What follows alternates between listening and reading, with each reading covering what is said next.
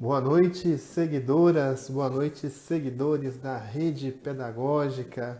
Estamos aqui para mais uma transmissão ao vivo e hoje nós temos conteúdo especial. É um assunto que interessa a todos nós que somos educadores de crianças. Temos aqui o lançamento do curso Alfabetização e Letramento com a professora doutora Rafaela Marques. Gente, que curso sensacional!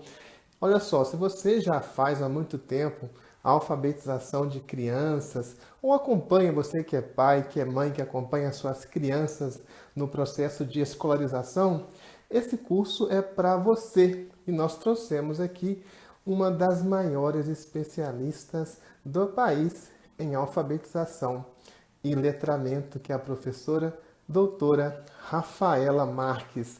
Hoje, o tema de hoje vai ser criança. É muito importante, né? Nós que trabalhamos, né, com crianças e você que é alfabetizadora de criança, conhecer bem o seu cliente. Quem é a criança? Quem é esse estranho, né? A criança. Eu lembro bem que na primeira semana Rede Pedagógica nós tivemos aqui uma grande aula, uma aula magistral da professora Rafaela Marques. Ela dizia da importância de nós fazermos o acolhimento das crianças. A primeira coisa que o alfabetizador deve fazer é criar vínculos com as crianças, né? É separar as barreiras que afastam, que cindem aluno e professor. Vamos eliminar primeiro esse abismo e depois que nós estivermos no mesmo plano, coladinhos ali com a criança, conquistado a confiança da criança, aí sim nós começamos com o processo de alfabetização e letramento propriamente dito. Eu já vou introduzir aqui a professora Rafaela, que está chegando aqui nessa nossa live. Vai bater então um papo com a gente. Na verdade, esse papo já é parte dessa aula magnífica que estamos Olá, disponibilizando hoje na Rede Pedagógica. Ei, professora Rafaela, tudo bem? tudo jóia? Boa noite, pessoal. Boa noite, Edivaldo. Muito bom ter vocês aqui. Tava com saudade, tem um tempinho que eu não apareço, né? Mas tô aqui escrevendo, produzindo. E escrevendo coisas muito interessantes, diga-se de passagem, viu, Rafaela? Eu mesmo que hoje já assisti aqui às suas aulas, inclusive a aula que será lançada hoje, fiquei realmente muito impressionado com a qualidade, né, e com a relevância dos conteúdos. Nós tivemos aqui, Rafaela, na primeira semana Rede Pedagógica, já uma aula magistral que você nos deu aqui sobre alfabetização e letramento. Aquelas pessoas que não fizeram ainda a primeira semana Rede Pedagógica, gente, que foi um dos eventos de maior sucesso na internet brasileira este ano. Esse curso, né, essa formação de 60 horas está disponível para você na plataforma www.rpead.com.br. Primeira semana Rede Pedagógica. O tema foi alfabetização e lá tem uma aula magistral da Sim, professora Rafaela Marques. Você pode fazer de graça, não precisa pagar. E sim. agora é uma continuidade, né? Um aprofundamento daquela nossa conversa muito interessante sobre a alfabetização e letramento de crianças, né? Então, professora Rafael, nosso tema hoje, o tema dessa aula é a criança, que para muitos professores, por incrível que pareça, é um desconhecido. Por que acontece esse estranhamento, professora, muitas vezes, entre o professor e o aluno em processo de alfabetização? Assim, acontece muito porque, como a gente sempre está próximo, né? A criança é comum na nossa sociedade. Nós estamos próximos às crianças, nós temos filhos, nós temos afilhados, sobrinhos, nós fomos crianças. Então, essa familiaridade faz com que muitas vezes nós não reflitamos a respeito da criança e da infância de uma forma mais aprofundada e reflexiva, sobretudo buscando os caminhos dos pesquisadores, né? O que eles já traçaram a respeito da infância. Então, a gente tem esse problema na nossa sociedade que é normal. Temas que são muito comuns, que são muito familiares, a gente pensa que compreende muito, porque a gente convive, porque muitas vezes você fala, eu trabalho com criança há 20 anos, né? Eu trabalho com criança há mais de 20 anos. E eu me surpreendi bastante com o que eu descobri sobre a infância há 4 anos atrás. Me surpreendi muito. Comecei a enxergar a criança de uma forma diferente. Então, a nossa interação com os objetos do conhecimento, com as quais nós nos deparamos, né, na nossa vida, faz com que a gente tenha um distanciamento desse objeto e pense nele de uma forma mais reflexiva, mais aprofundada, ou muitas vezes ele nos é tão familiar que a gente se aproxima muito desse objeto. E quando a gente se aproxima, há um ofuscamento, né, da nossa visão. Então, a questão da criança é bem isso. É esse próximo e distante que o adulto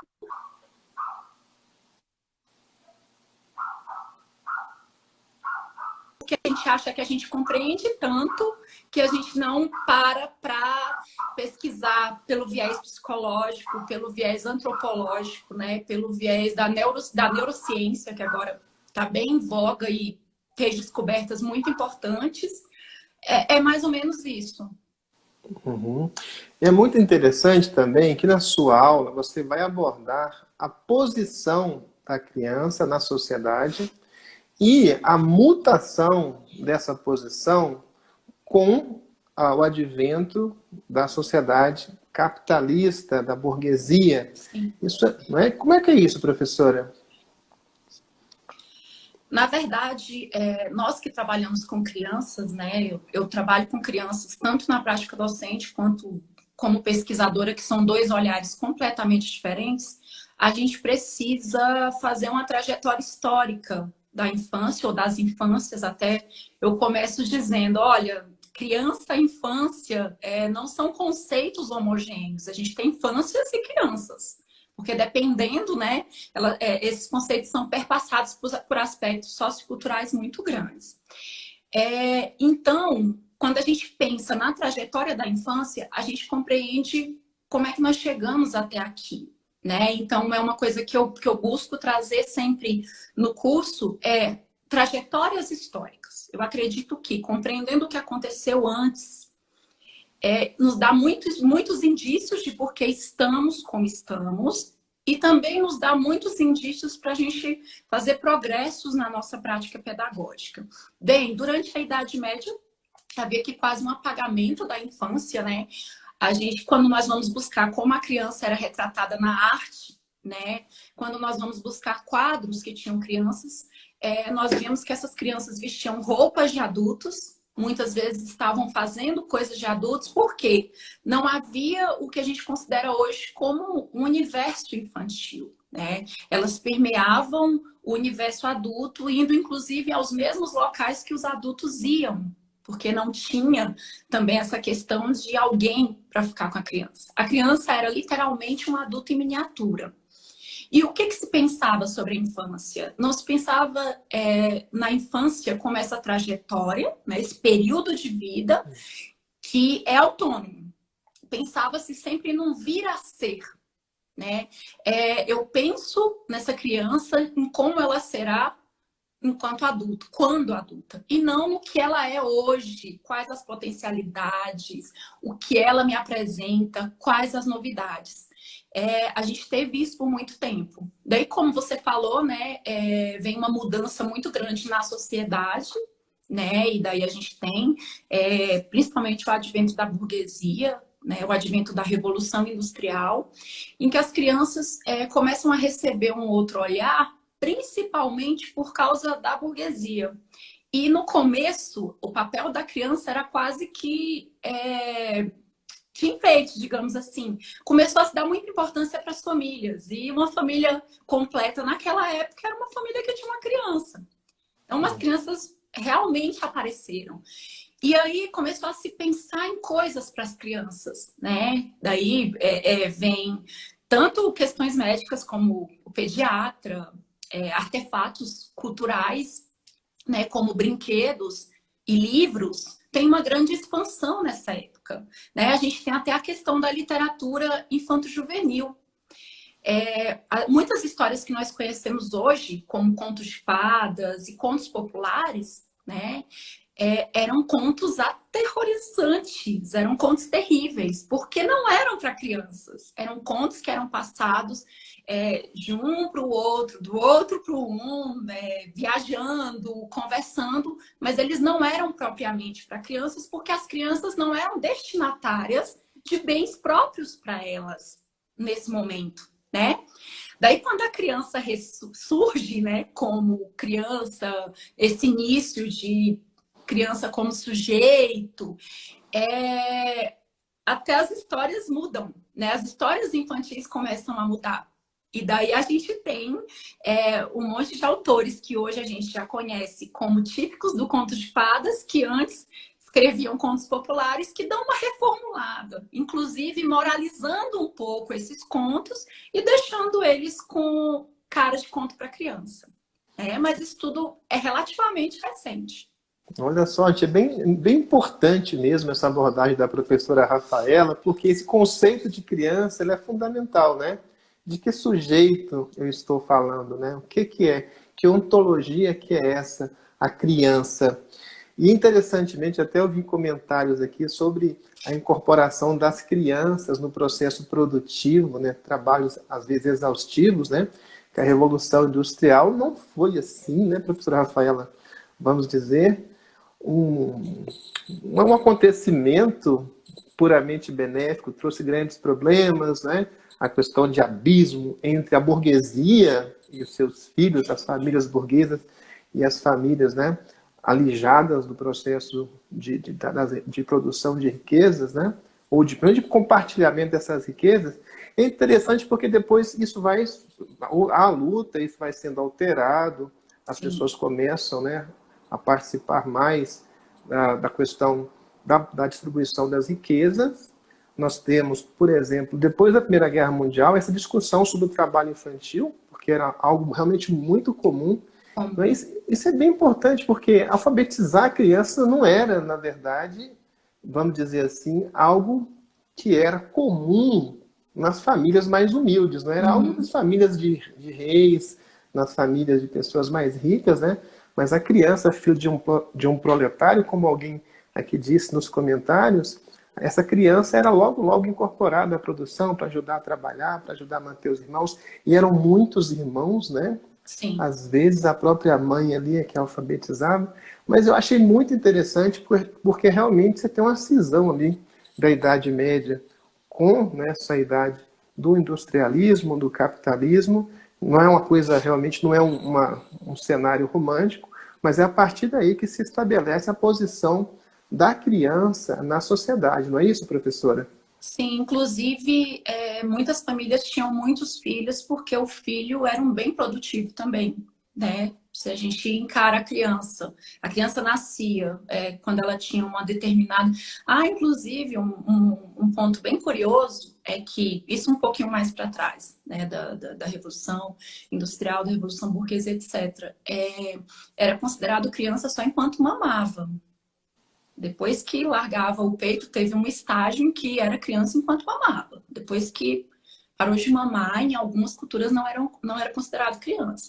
E aí a gente faz um parêntese enorme, né? Que a gente está falando de conceitos que mudam muito dependendo da cultura. Então, tinha, sim, uma cultura fortíssima em que o trabalho infantil era amplamente realizado, e isso não era visto com maus olhos, tanto que, além da burguesia, o que colaborou para esse descobrimento da criança, digamos assim, como detentora de alguns bens específicos, foi a escola, e isso fez com que atenuasse a situação do trabalho infantil, pelo menos diminuindo a jornada, né? Eu até coloco lá no texto, Isso não quer dizer que não tem culturas que as crianças não trabalhem até hoje. Isso não quer dizer que o trabalho infantil foi totalmente abolido do Brasil. Só que, pelo menos, na nossa cultura, não é bem visto. Então, não é visto como era antigamente. Mas, como você mesmo colocou, foi uma cisão gigantesca em que as famílias, muitas vezes, tinham muitos filhos, além de, claro, outros fatores, né? Também porque os filhos produziam para as famílias, era importante, era uma mão de obra, né? Isso, a gente nunca pode fechar os olhos para isso. E assim, no meu texto o tempo todo eu não romantizo, mas eu também não vou jogar o olhar que a gente tem hoje. Não, não dá. Era uma vida completamente diferente. Não dá para eu olhar para o trabalho infantil naquela época, como eu vejo hoje em dia numa grande cidade como Brasília, por exemplo, a criança no sinal vendendo coisas. Quando eu estou indo para o trabalho, eu me questiono, será que ela já foi para a escola? Né? Na nossa cultura é priorizada até determinada idade, inclusive legalmente falando, elas têm que ir até a escola. Mas é importante a gente fazer essa trajetória para a gente perceber que a gente avança, mas algumas vezes a gente também dá passo para trás, né? Culturalmente falando. E Isso aí, pensar gente. sobre a criança faz a gente é importante, né? Quem trabalha com criança acho que precisa compreender muito, muito a fundo isso. Isso é porque eu fui num viés mais histórico, meio que antropológico, mas a gente tem todo um viés psicológico aí que, como vai perpassar um pouco o curso, eu não adentrei tanto, que é a questão do desenvolvimento e tudo, mas assim, como nós trabalhamos com crianças, né? Nosso papel como educadores dos anos iniciais, do ensino fundamental, é interagir com criança, eu acho que é importante a gente pensar nessa constituição que fez parte da nossa própria história, né? Tem gente colocando aqui, às vezes a própria pessoa trabalhou, a minha avó trabalhou quando criança, minha avó teve 7 filhos, então assim, não é tão distante da gente, né? É verdade. São questões que são próximas da gente. É, isso está aí. Em muitos lugares ainda é assim a realidade. Gente, olha, quem está chegando agora, vou até cumprimentar aqui alguns de vocês, né? Vou cumprimentar aqui a Sandra Márcia, a Ana Nascimento, né? Vou cumprimentar aqui a Maíra, a Leila Alves, a Bia. Todos vocês também eu cumprimento aqui, ao cumprimentar a Angélica também. Isso é muito importante, gente. Olha só, isso que é um curso de alfabetização e letramento que você faz com a professora do nível da professora Rafaela Marques, que está aqui com a gente nessa live, que é doutora, pesquisadora e tem uma vasta experiência. Existem aqueles alfabetizadores que só têm a experiência, não é? E tem também os pesquisadores que só têm a parte teórica.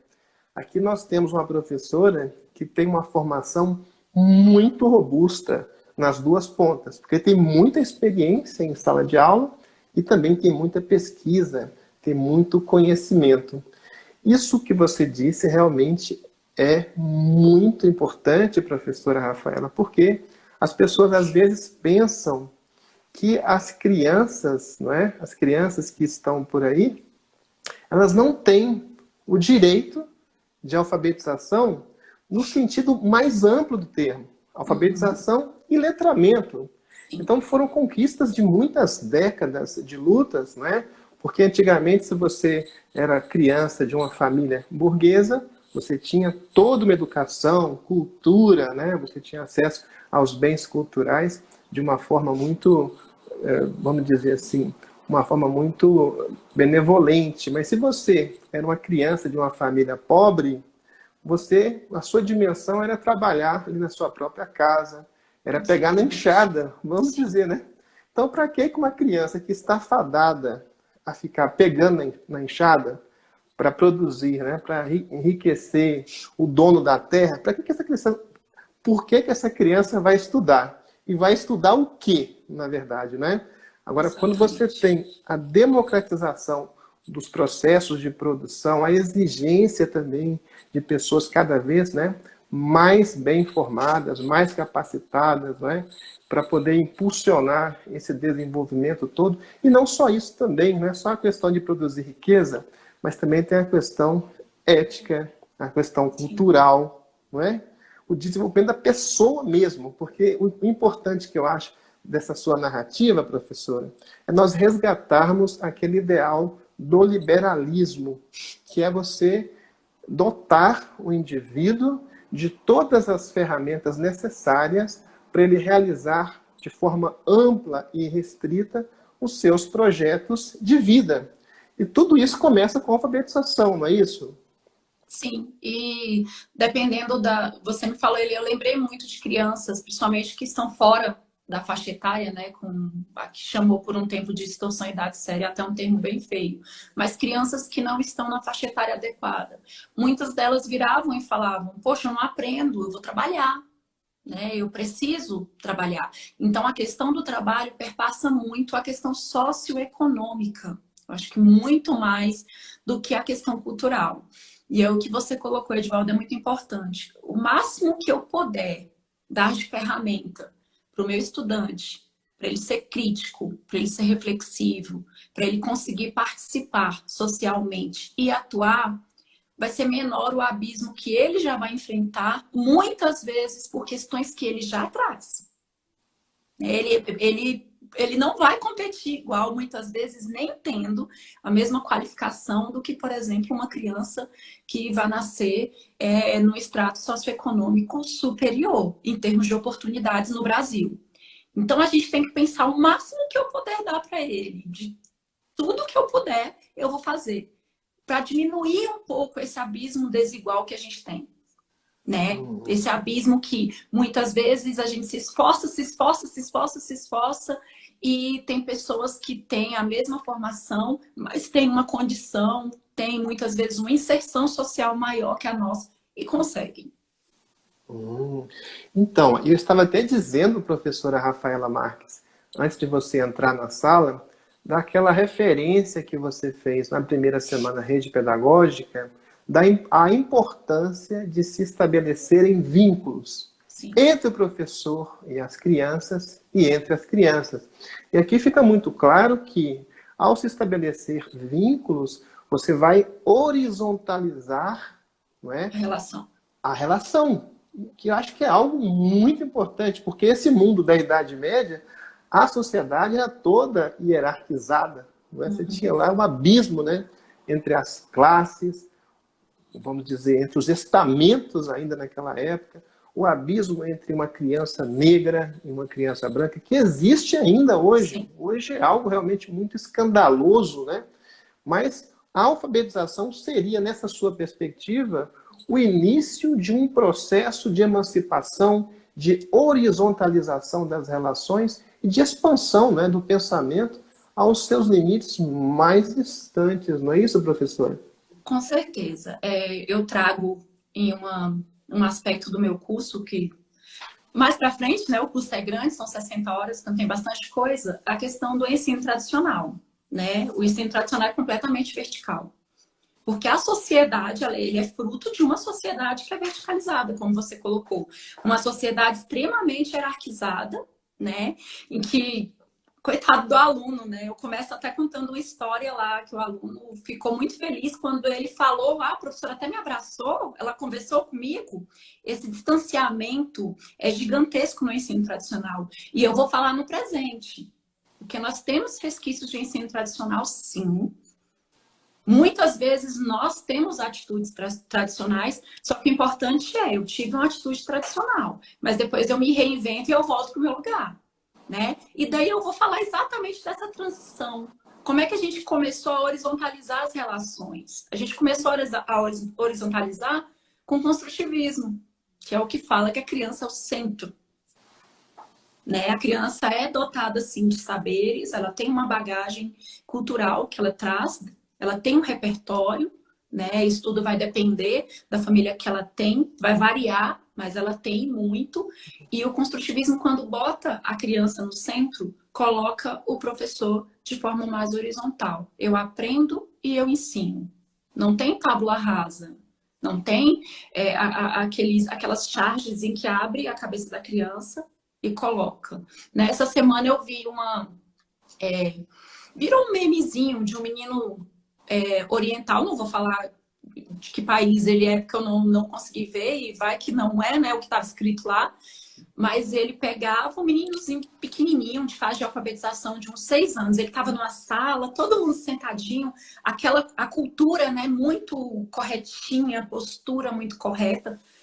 Correta no sentido de estar um alinhado ao outro, não de julgamento de valores, imagine. Nós temos uma cultura completamente diferente e extremamente maravilhosa. Então, uma cultura diferente lá, todos muito quietos. E aí ele pega o livro, abre, ele deve ter uns 6 anos, ele começa a fazer assim. No livro. Pegando. Aí o pessoal começou a fazer meme de, nossa, tá vendo porque que eu não aprendo inglês? É porque eu não faço isso no livro. Eu lembrei muito dessa perspectiva tradicional de a gente achar, eu vou abrir a cabeça e vou colocar o conhecimento dentro. Era como se ele estivesse jogando o livro ali dentro da cabeça dele. E hoje em dia a gente sabe que a gente aprende muito pela interação, né? Então a gente tem o construtivismo, depois a gente teve o socioconstrutivismo, que auxiliou mais ainda, com Vygotsky, Piaget, fazendo todo esse trabalho de descobrir como é que a criança aprende uma com a outra e como é que em cada estágio a gente precisa muni-la de coisas diferentes para que ela avance, né? Então, é mais ou menos isso. Então é isso aí, pessoal. Quem está chegando agora, essa é a live de lançamento do curso Alfabetização e Letramento da professora doutora Rafaela Marques, que está aqui com a gente dando essa aula aqui maravilhosa.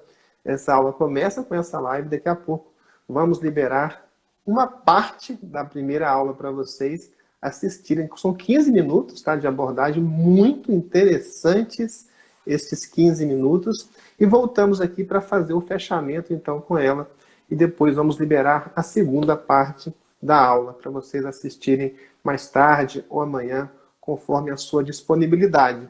Lembrando que aqui também na rede pedagógica há sim esse processo de democratização do conhecimento, porque esse curso, né, ele tem 4 aulas gratuitas. Então você pode, mesmo quem não tem dinheiro agora, pode entrar, acessar os conteúdos, né, apreciar, degustar. Pode adquirir o curso agora. São 4 parcelas de R$50 e você ganha uma camisa da rede pedagógica. Então você pode... Né, tá vendo aqui? É a camisa mais cobiçada. Você coloca uma camisa da seleção brasileira e uma dessa da rede pedagógica, né? Certamente a da rede pedagógica vai ser escolhida, né? E também nós temos, né, essa possibilidade de você pagar em 4 vezes, né, e ganhar a camisa da rede pedagógica. Então você pode pagar isso mais na frente, fazer as aulas gratuitas, apreciar, degustar, e mais na frente você pode comprar. Né? Vai ser bem interessante a experiência. Só essas 4 aulas, né, gratuitas já vão enriquecer demais a sua formação como professora, né, Rafaela? E como alfabetizadora. Eu gosto muito disso, dessa sua postura, né, desse seu approach aí, né, acadêmico, de trazer um lado muito mais alargado do processo de letramento, especialmente, e de alfabetização. Porque o professor, né, todo mundo já sabe que o professor é muito importante.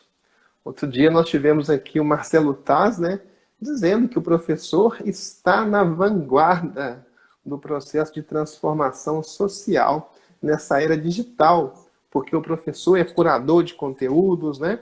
O professor é uma referência para a criança, para todas as pessoas que compõem a sociedade.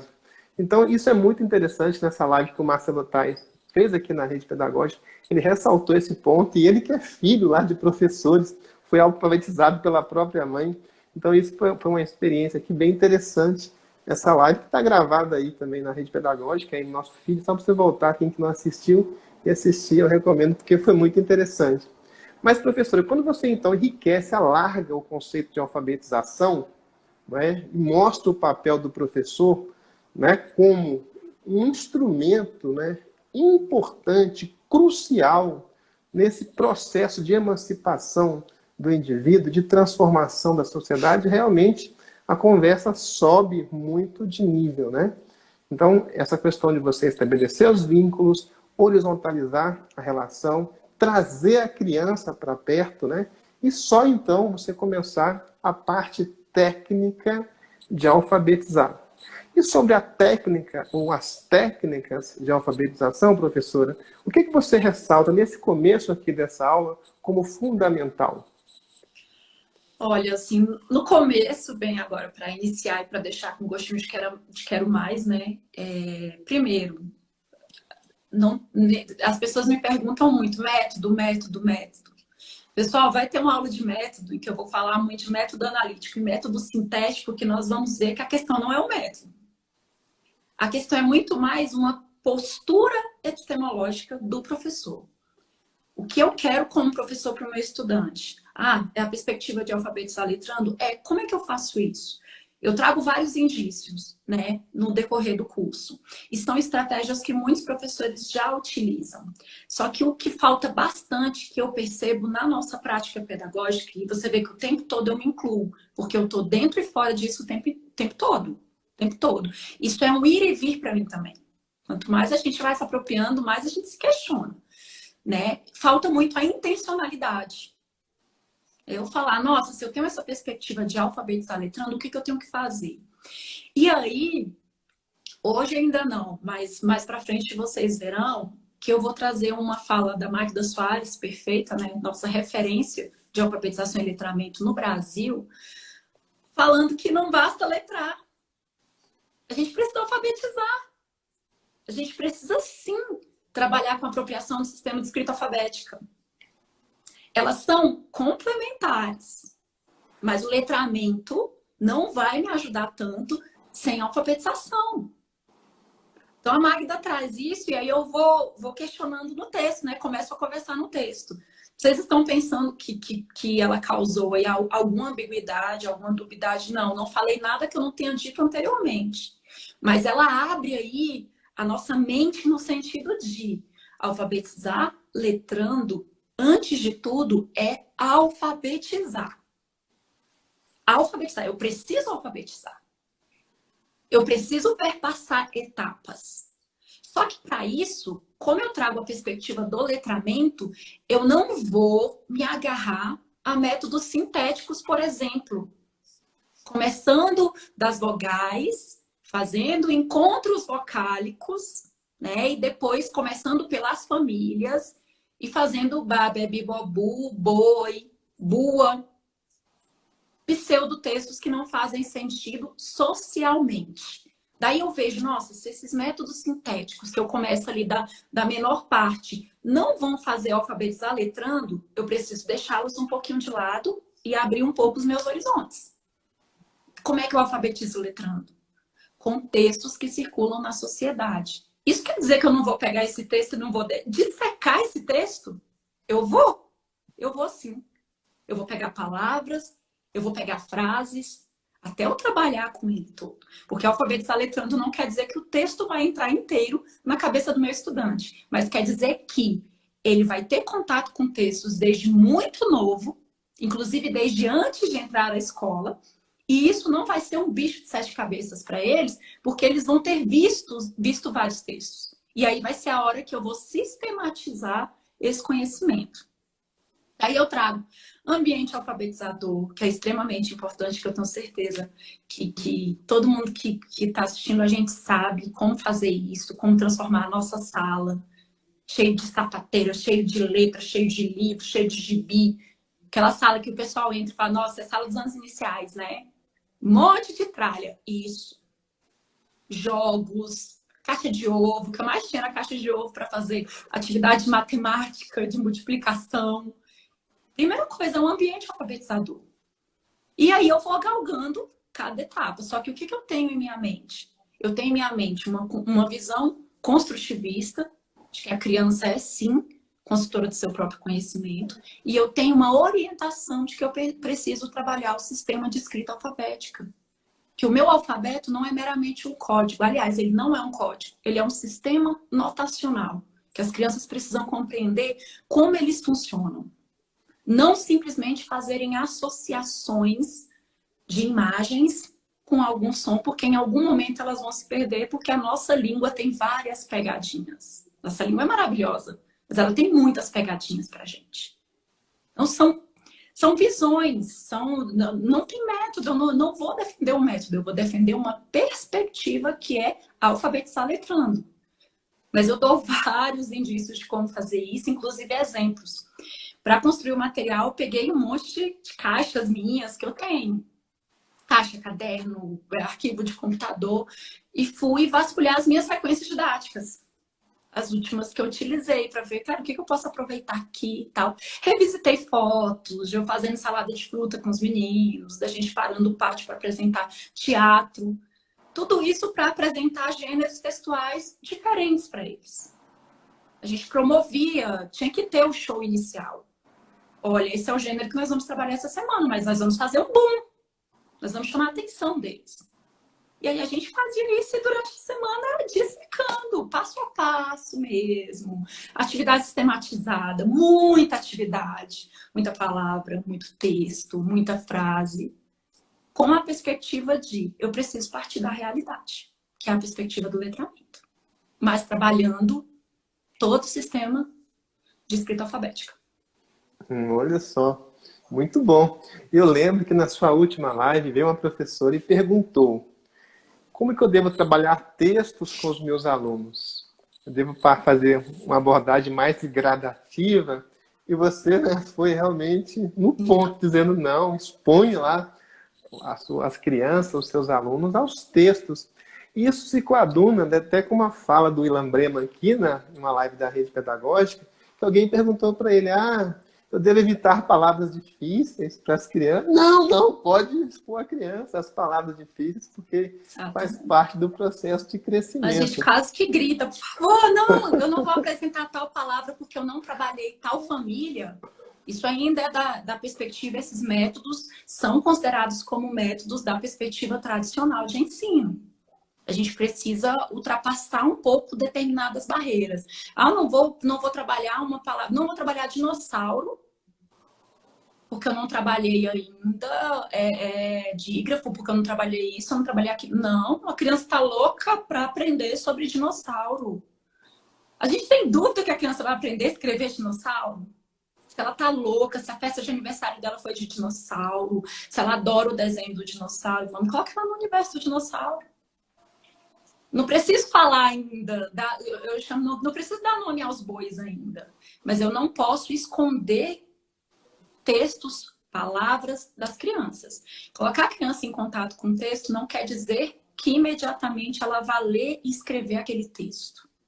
Ela vai produzir um texto tal qual aquele, daquele gênero, com aquela extensão.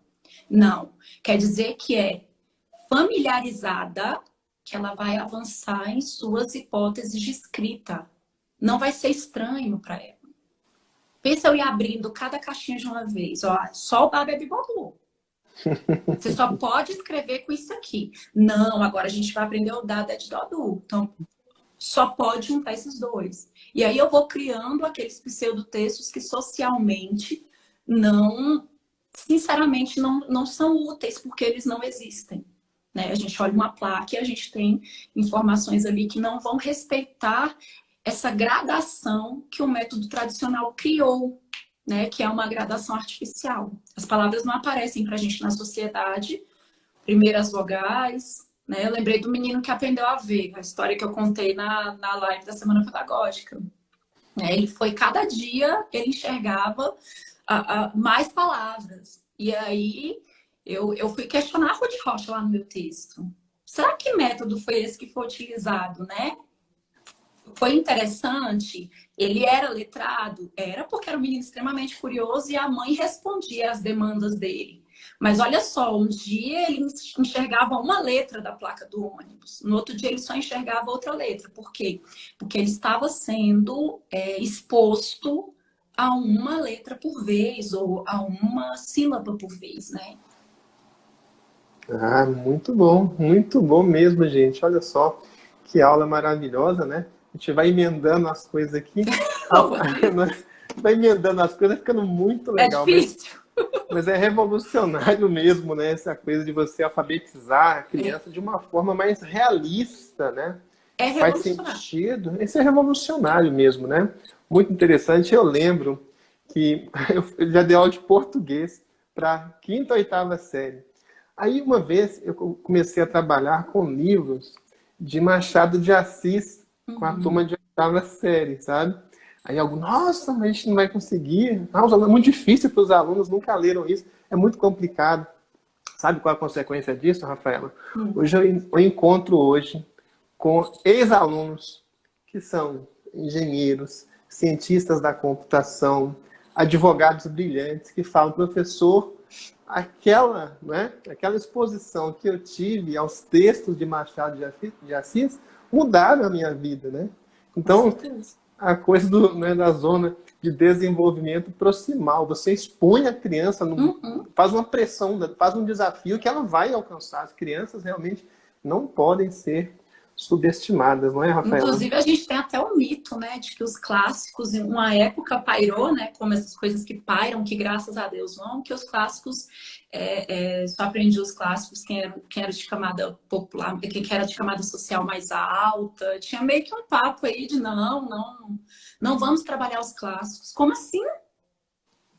Como é que eu vou cercear o meu aluno que precisa daquilo muito mais, muitas vezes, do que os outros? Claro que eu vou utilizar abordagens diferenciadas e vou trabalhar outras coisas também. Vou trabalhar música, né? Vou trabalhar, inclusive, músicas da região deles, né? Que seja o forró, que seja o rap, que seja os MCs que fazem aquelas rimas. Isso é produção textual, e produção textual potente. Mas eu vou mostrar para ele, ó. Tem textos que circulam socialmente, que são clássicos e que é importante que você aprenda, porque a sociedade valoriza, sim, a sua escrita passada, mesmo tendo a atual. Você é engraçado isso que você está dizendo, né? Porque nós já falamos aqui sobre o Ivan Goffman, né? Que faz aquele trabalho com a linguagem. Simplificando, para quem não leu, Goffman, ele escreve com 2 F, né? Man, no final, depois a gente pode colocar... A gente pode colocar um texto dele lá no seu curso para as pessoas conhecerem, já se referiu a ele, né? Que é basicamente o seguinte, a emancipação a partir da linguagem. Agora, a emancipação a partir da linguagem pressupõe que a pessoa não é um mero usuário da língua. Ele é um protagonista, ele é um crítico da língua, ele participa do processo de formação da língua. Por exemplo, você falou isso aí, Rafaela, e me lembrei da teoria, né? Muito conhecida do Pierre Bourdieu sobre os campos, né? A teoria dos campos. A gente pensa que isso aí, na verdade, que você disse, que as pessoas pensam, não, esse tipo de cultura é só para pessoa rica. A gente pensa que isso é uma coisa acidental. E não é. Não.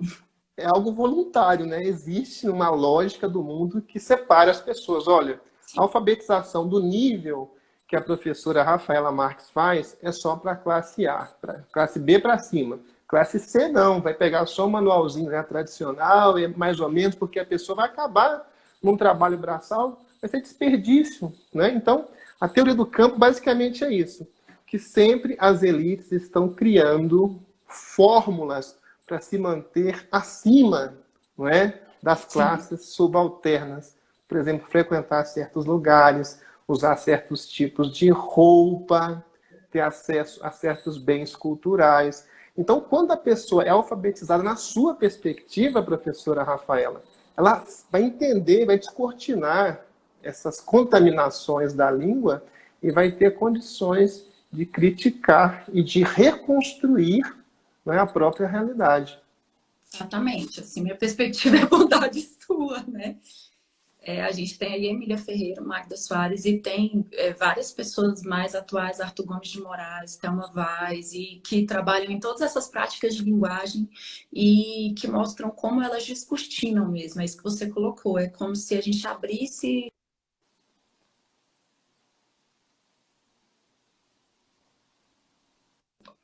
Voltou? Voltou. É como se a gente abrisse diversas oportunidades e portas que os pseudotextos não abriam. E isso é muito fácil de enxergar, né? Hoje em dia a gente lê notícias para os estudantes nos anos iniciais, no primeiro ano. A gente trabalha com um texto jornalístico, né? Ele vê pelo menos a silhueta do texto, ou seja, como o texto se comporta, né? Como que ele tem uma chamada, né? Não preciso falar para ele Líade, não preciso dar nome. mas ele entende, porque até um tempo atrás, né, os nossos estudantes, por exemplo, meu pai assinava jornal e o jornal chegava e eu tinha contato com o jornal. Hoje em dia, as crianças veem os pais lendo no celular, mas o comportamento da notícia não mudou, ela continua tendo um título, ela continua tendo uma explicação breve, e ela continua tendo a notícia depois. Como é que eu ia abrir, por exemplo, uma conversa sobre pandemia do coronavírus, trabalhando na perspectiva tradicional, em que a palavra Covid, o mudo não ia entrar, não é agora. Não vou trabalhar, porque eu não estou trabalhando ainda o demudo, né? Pandemia. Eu não expliquei ainda a regra de PIB, não expliquei a regra do M antes de PIB, como é que ele vai saber o que ele vai escrever e tudo. Então, é um pouco complicado, né? Hoje em dia, não. A gente lê, a gente expõe, a gente conversa. Ele pode me dizer oralmente? Sim. Ele está exercitando uma ótima prática de linguagem que hoje em dia é até um pouco negligenciada, que é a oralidade. Daí, na escrita, ele vai me demonstrar o que ele pode, o que ele é capaz. Né? E aí também é outra postura do professor. É o esperado do meu estudante, o que ele pode me dar daquele momento, sabendo que eu posso intervir e por meio de várias possibilidades, inclusive a zona de desenvolvimento proximal, que é importantíssima nessa etapa, uma hora ele vai ultrapassar aquela hipótese de escrita e vai melhorar. E vai passar para outra hipótese de escrita. Né? Mais próxima do que a gente está acostumado, digamos assim. Isso aí, gente. Então, estamos aqui com a professora Rafaela Marques, doutora, né, em educação, alfabetizadora, e que tem aqui na rede pedagógica o curso Alfabetização e Letramento, que está sendo lançado com essa live. Daqui a pouquinho nós vamos lá na plataforma www.rpad. Vamos todos em fila indiana para assistir a primeira parte da primeira aula. A aula da professora Rafaela é mais longa. Ela tem 30 minutos, tem duas partes de 15 minutos, então vamos assistir só a primeira parte e voltar aqui para nós fazermos aqui, continuarmos esse diálogo com ela. Vou até abrir aqui os comentários para você já, se quiser, enviar perguntas. Já estamos encerrando essa live. Até o nosso plano aqui era fazer uma coisa mais curta, mas a conversa ficou tão empolgante. Né? A gente, né, tá aqui, delongou bastante e valeu muito a pena. Então a gente vai lá, pessoal, olha só. São 4 aulas gratuitas, você não paga nada para se inscrever, tá? Você vai em www.rpad.com.br e se inscreve no curso Alfabetização e Letramento. O link está também na bio do nosso Instagram, que é o cabeçalho da nossa página no Instagram. É só você clicar, você já cai direto no link e faz sua inscrição. Vai ser muito legal. A gente vai lá, faz essa aula, tem 15 minutos, pouco mais de 15 minutos, a gente volta e continua aqui, não é, com esse diálogo. Nem vou falar conversa, bate-papo, vou falar diálogo, né? Porque realmente o nível aqui está muito legal, dado e os comentários também. Eu ouvi um comentário aí agora, eu li. Eu bato de frente com essa coisa de que não pode mostrar a palavra porque ele não sabe a palavra ainda. Legal. Isso mesmo. O pessoal aqui participa, vai fazendo aqui esse debate, fica muito legal essa interatividade das lives. E é interessante, pessoal, que os cursos da rede pedagógica sempre são articulados com lives.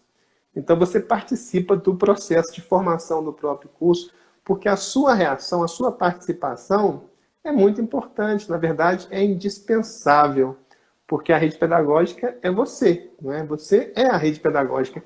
Olha só, vou cumprimentar aqui, olha, a Sandra Márcia, vou cumprimentar a Graciete. Se alguém tiver aí, pessoal, alguma pergunta já para enviar para a professora Rafaela, pode enviar. Ela vai comentar aqui rapidamente. Temos aqui 5 minutos para terminar essa live, mas já vamos fazer daqui a pouco essa aula de 15 minutos na plataforma e voltamos para continuar e finalizar essa aula que é de alfabetização, né, e letramento. O tema de hoje é criança. Vamos conhecer o nosso cliente, o cliente, né, do processo de alfabetização. Exatamente. A gente não pode entrar. Eu vi aí também quando a gente entrou na live que aluno não é cliente nunca, nem instituições privadas, né? Não devem ser tratados assim. Mas a gente tem que conhecer nosso público. Né? Então, a gente Exatamente. vai começar conhecendo o público, depois a gente entra nas questões mais pedagógicas. E foi interessante também, alguém colocou também, no que eu consegui ler, que foi isso é importante para todo mundo. Inclusive, na chamada do curso, eu coloco que o curso é muito interessante para pais e mães também. Muito interessante. E qualquer outro profissional, psicopedagogo, o psicólogo, o monitor, quem quer saber um pouco mais de criança. Porque quando a gente fala de alfabetização o tempo inteiro, né, no caso, o meu curso não é voltado para alfabetização de adultos, então já falo logo, embora vários indícios possam servir, mas o público ali o tempo inteiro eu delimito a minha fronteira, é a criança, né? Então, quem quiser conhecer criança, independente de ser professor ou não, é bem-vindo, tá? Acredito que a linguagem vai alcançar tranquilamente. Ah, legal. E depois na volta, a gente até pode falar aqui, gente, olha, tem uma pergunta aqui do Davi, que foi um pouco longa a resposta, a gente pode fazer isso na volta, que é como lidar, né, com as salas multisseriadas, quais as estratégias adotarmos, né? O Davi que mandou essa pergunta, né? Sim. E é interessante É aqui, longo. gente, nós falamos aqui de conhecer o nosso cliente, lógico, não tem nada a ver com o mercado, tá, gente? Não. Porque tem uma frase lá na França que é o seguinte, ó, le client est le roi, né? O cliente é o rei. Isso quer dizer o seguinte, ó, nós devemos nos colocar à disposição do cliente, né, para atendê-lo em todas as suas Sim. necessidades, é nesse sentido, e não no sentido de que tem que estar te pagando para você ensinar. É engraçado porque nos Estados Unidos, né, você entra numa loja e as pessoas têm praticamente um crachá grandão, assim, uma plaquinha grande, né? Eu posso te ajudar? Então, se nós tivermos essa visão de tratar o aluno como cliente, não só o aluno, você que é usuário de serviços públicos, se o Estado te tratasse como um cliente, te cortejasse, procurasse atender a todas as suas necessidades, né? Seria outra coisa. A verdade é que o Estado nos trata de qualquer jeito para os corpos, como se nós fôssemos, né, na verdade, beneficiários de alguma coisa. Na verdade, não. O Estado existe para nos servir e nós Pagamos muito para servir, não é isso? Mesmo a criança de escola pública, ela não está ali de graça, não é? Ela merece, ela tem direito, né, de ter a educação da melhor qualidade possível. Então vamos lá, Rafael, nós estamos já com o nosso tempo aqui se esgotando. Eu só vou explicar aqui mais uma vez qual é a metodologia dessa aula. Nós vamos então, pessoal, na plataforma www.rpad.com.br fazer a primeira parte da primeira aula do curso de alfabetização e letramento da professora doutora Rafaela Marques, que está conosco nessa live. Essa primeira parte da primeira aula tem cerca de 15 minutos. Em seguida, nós voltamos aqui daqui a 20 minutos para nós fazermos o fechamento, né, dessa atividade de hoje.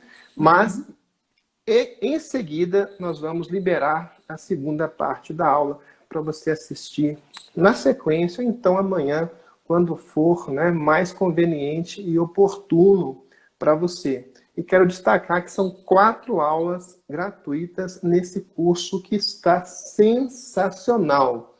A rede pedagógica tem muitos cursos excelentes, mas esse curso aqui de alfabetização e letramento é um destaque, porque realmente é um curso que vai abrir os horizontes. Não é só para professor que alfabetiza, não. É para qualquer professor, para qualquer, né, profissional, porque a alfabetização tem uma escala muito mais ampla do que supõe a nossa van filosofia, né, professora Rafaela? Sim.